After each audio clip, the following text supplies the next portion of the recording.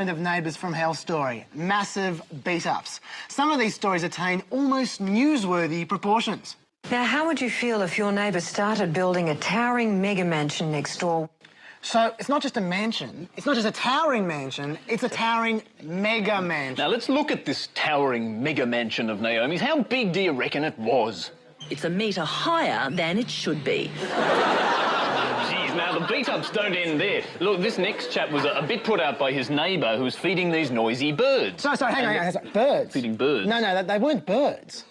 Imagine your backyard constantly engulfed by the piercing screams of 100 tiny jet engines. Is that? Oh, yeah, and that was a positive... That was an understatement compared to this lady's argument. Sorry, hang on, an argument? An argument. No, it wasn't an argument.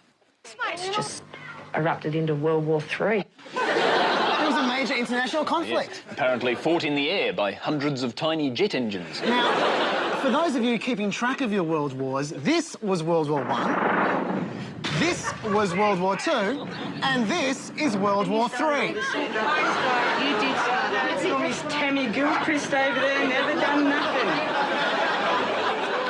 Lest we forget. But despite all appearances, these Neighbours from Hell stories are much more than just an excuse to beat up on the fragile and vulnerable. In fact, Naomi Robson was particularly sensitive in one report.